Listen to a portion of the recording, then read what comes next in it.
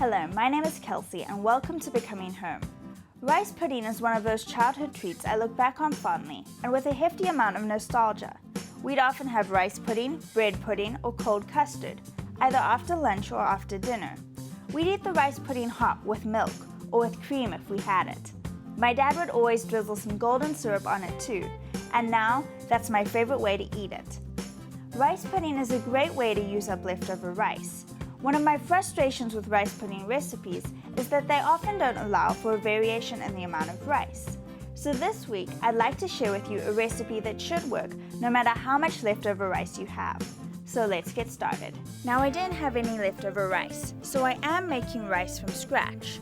Pour 2 cups of water along with some salt and a cap full of vinegar into a pot and bring it to a boil. Add 1 cup of rice, stir, cover, and then turn down to a simmer and cook until all the water has been absorbed. This will give me about 3 cups of rice. Don't worry, you can't taste the vinegar in the cooked rice.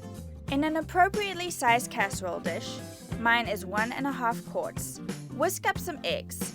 You'll need 1 egg for each cup of cooked rice that you're using. I'll have 3 cups of rice, so I'm using 3 eggs.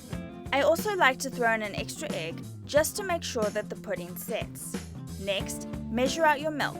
For each cup of cooked rice, you'll need about 1/3 to 1/2 cup of milk. I always start with the smaller amount and then add more if I need to.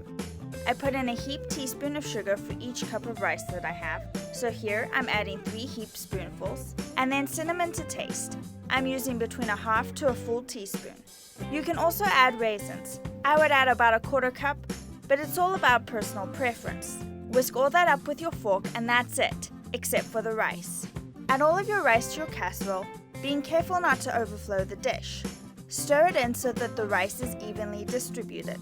If you need to, add some more milk to get the right consistency. You don't want the rice to be too dry. The milk mixture should coat all of the rice.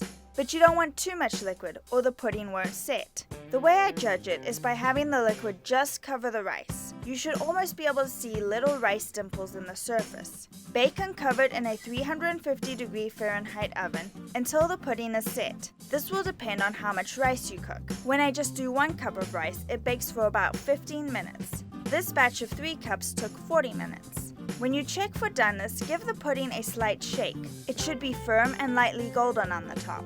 Once it reaches this point, I like to add a little more cinnamon to make it look pretty. Sometimes the cinnamon can sink out of sight.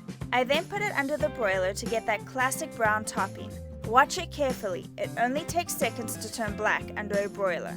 I like to serve my rice pudding hot, with a drizzle of golden syrup and an abundance of cream. Or you could be more rational and have a normal amount of cream or even milk to shave off some of those delicious creamy calories. After you try this rice pudding, you may not be able to prevent yourself from making it every night and thinking up dinner recipes just to give you an excuse to have leftover rice. I hope you guys enjoyed this video.